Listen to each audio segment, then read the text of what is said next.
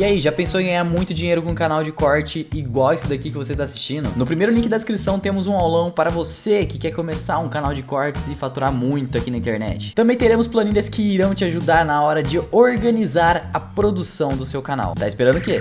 Sou melhor do que ninguém, falei com você, eu não sou tecnólogo em Deus, mas eu sei que uma besteira que eu faço pode fazer muita gente cair e desanimar, você tá entendendo? Então, ao mesmo tempo que eu tenho o privilégio de estar a segunda vez no Flow, mas ao mesmo tempo eu tenho a responsabilidade que qualquer vacilo meu também vai desencaminhar muita gente, Deus vai cobrar de mim. Cara, então, essa é a linha tênua que você com certeza vive todo dia, né? Vivo, mas aí eu descanso nele, porque ele fala, Pedro fala o seguinte, lançando sobre ele toda a vossa ansiedade, porque ele tem cuidado de vós. Mas assim, até porque assim, pra você, isso daí, ó, eu tenho uma visão da vida que é a seguinte, se isso daí é a sua verdade e você só fala a verdade, tu não vai cometer nenhum vacilo. Porque se é a sua verdade e o que você tá falando aqui é verdade pra você, dentro do que você acredita, não tem como você O problema desviar. é você ser crucificado pela sua verdade, assim como Jesus Cristo foi. E muitas vezes vai. Eu sou muitas vezes. Esse é o problema, mano. Cara, é você ser crucificado, de repente por algo que você falou, mas não cometeu a maldade.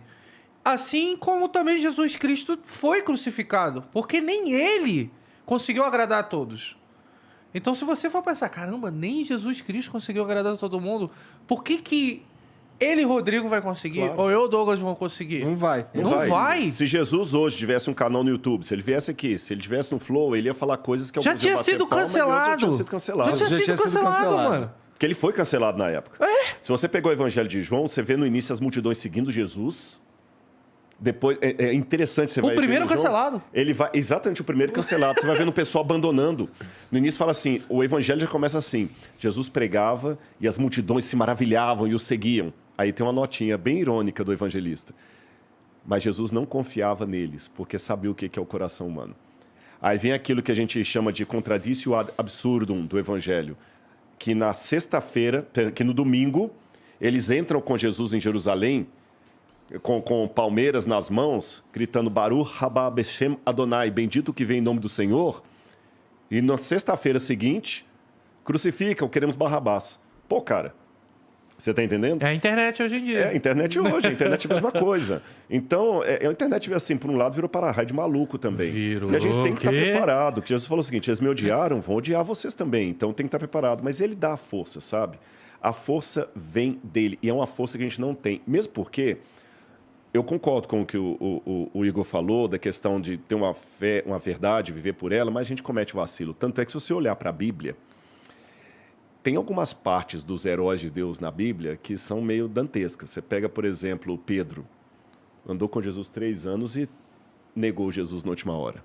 Foi o maior vacilão. Foi o maior vacilão. Pô, o cara viu Jesus operando milagres, você tá entendendo?